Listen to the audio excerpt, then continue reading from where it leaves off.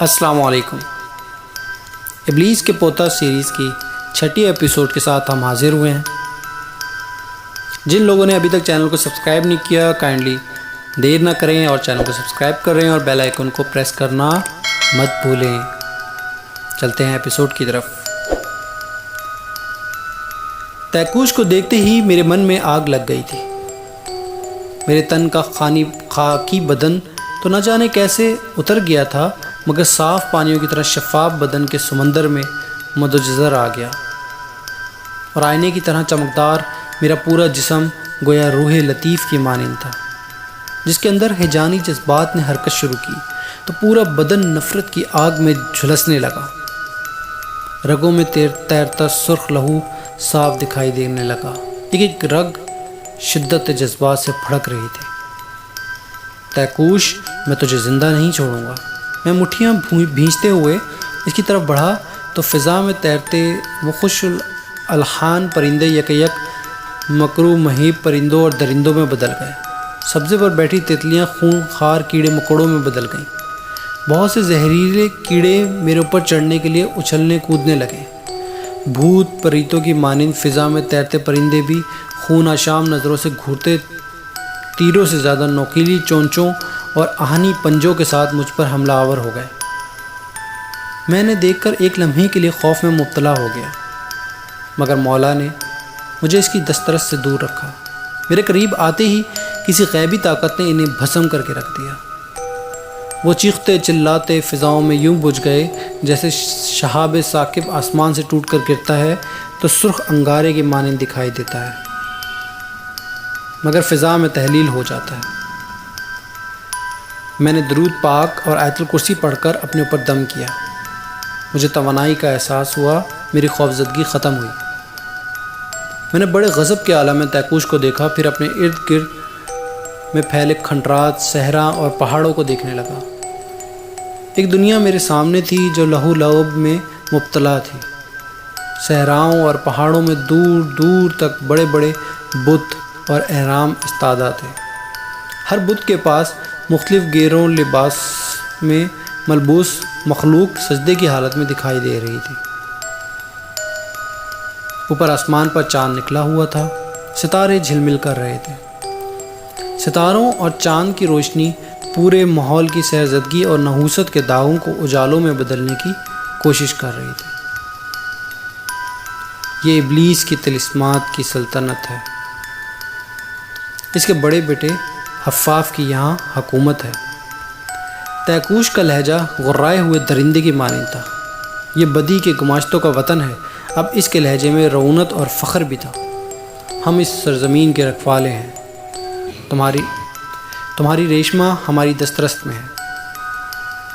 اب کچھ ہی دیر بعد اسے آقا حفاف کی زندگی کو دوام بخشنے کے لیے قربان کر دیا جائے گا۔ ایک کالے علم کے عامل کی بیٹی کی بھینٹ ہمارے آقا کی بدی کی قوتوں کو پروان چڑھانے کے لیے بہت ضروری ہے۔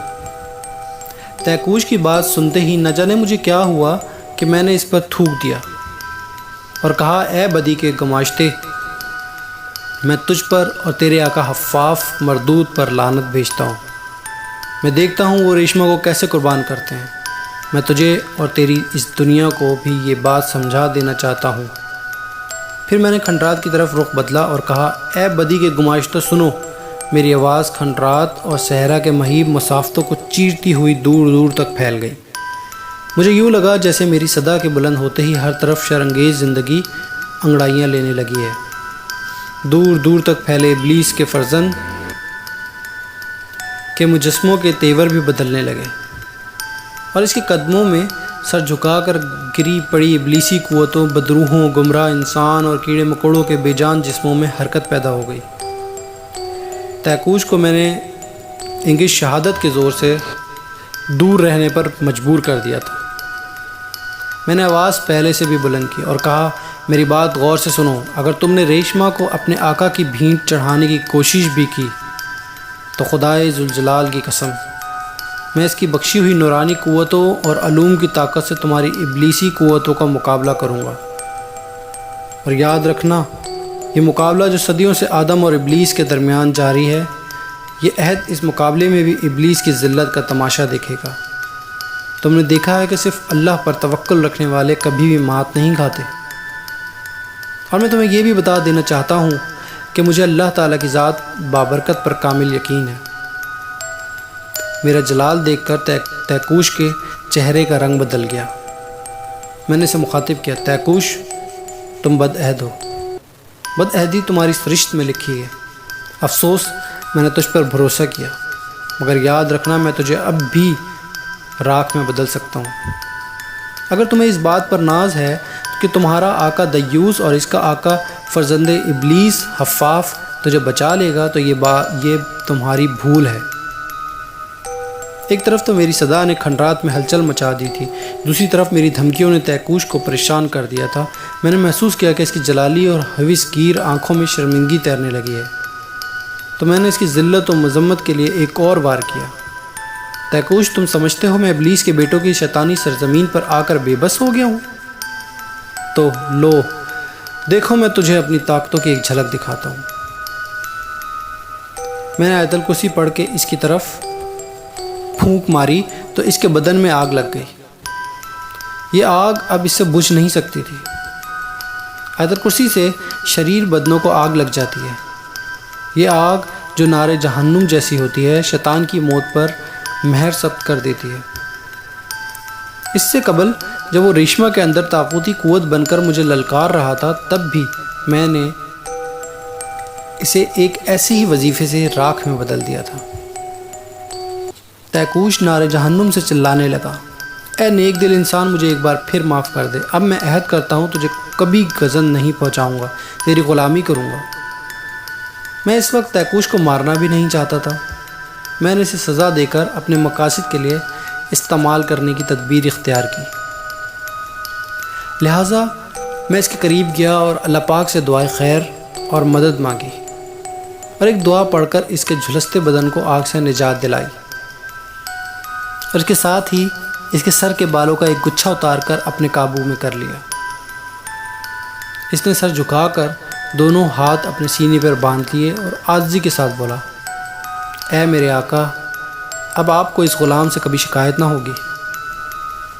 میں طیکوش کو قید کرنے کے دوران ماحول سے بے خبر بھی نہیں تھا۔ میری صدا نے کھنڈرات کی دہشت انگیز دنیا میں میری موجودگی ثابت کر دی تھی، اور مجھے توقع تھی کہ ابلیس کے گماشتے اب باقاعدہ مجھ پر حملہ کریں گے، لیکن میری حیرت کی کوئی انتہا نہ رہی۔ یہاں پورے ماحول میں جو لہو لہب میں مبتلا تھا ایک لا تعلقی کا سا عالم تھا، میری طرف کسی نے توجہ ہی نہ دی۔ میں بلندی پر کھڑا کھنڈرات اور صحرا کے دنیا میں بنے ان مجسموں کو غور سے دیکھنے لگا، جن کے سیاہ اور مہیب چہرے آسمان کی وسعتوں کو چھوتے تھے۔ ان کے قدموں سے لپٹی مخلوق کیڑے مکوڑوں کی طرح اپنی اپنی خرمستیوں میں غرق تھی۔ یہ مجسمے ایک دوسرے سے خاص فاصلے پر تھے، مگر محسوس ہوتا تھا یہ سب ایک ترتیب کے ساتھ رکھے گئے ہیں۔ دائیں بائیں 3 بڑے بڑے مجسمے تھے اور درمیان میں ایک طویل اور کشادہ راستہ تھا جو کھنڈرات کی طرف جاتا تھا۔ کھنڈرات کے اوپر ایک آتش دان جل رہا تھا جس کی روشنی نے پورے ماحول کے طلسمات کو گھیرا ہوا تھا۔ طیکوش، کیا تو مجھے یہ بتا سکتا ہے کہ میں اس وقت کہاں ہوں؟ اے میرے آقا، میں آپ کو بتا چکا ہوں یہ فرزند ابلیس حفاف کی سرزمین ہے، یہ مردوں کی وہ پرسرار زمین ہے جہاں ابلیس کے سارے فرزند اپنے بڑے بھائی کے آشیرواد لینے آتے ہیں۔ ابلیس نے اپنے سارے بیٹوں کو سلطنتیں عطا کی ہوئی ہیں، ہر فرزند اپنی سلطنت میں اپنے اپنے بدی کے فرائض انجام دے رہا ہے۔ اس کی پروردہ مخلوق یہاں آ کر ہر روز تجدید عہد کرتی ہے۔ طیکوش نے ادب کے ساتھ جواب دیا۔ تو آج کے لیے اتنا ہی۔ نیکسٹ ایپیسوڈ کے لیے چینل کو سبسکرائب کر دیں اور بیل آئیکن کو لازمی پریس کریں۔ شکریہ۔